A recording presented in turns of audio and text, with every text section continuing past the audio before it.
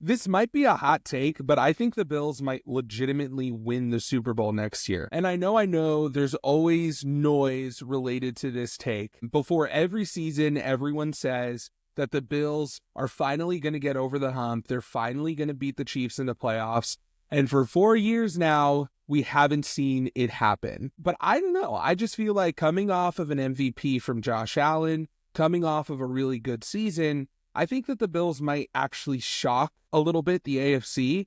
And I feel like because of that, they still have that underdog status that might propel them to, the ceiling that we felt like this team has had for like 5 years now. So this might shock you, coming from a Chiefs fan. I'm very conflicted on this because I'm on two completely opposite ends of the spectrum. On the one end, there's a level to me where it's like Josh Allen is a legitimately great quarterback. And there's no reason not to look at him after winning his first MVP and say, why not now? On the other end of the spectrum, there's also this little voice in the back of my head, and you can call it bias as a Chiefs fan or whatever. We could look back a decade from now and say, yeah, that last season, that last AFC championship, when the Chiefs, even though I hate people saying this, I hate the term, overachieved, that was the Bills' best shot. In a similar position as Jonathan, and that I think that if they don't win in 2025, they won't for the next decade. Because from where I'm sitting, I'm like, how many times are you going to have the recipe and continue to screw it up? Like, you've had the MVP caliber quarterback, you've had a dominant left tackle, great run game, and a great pass rush.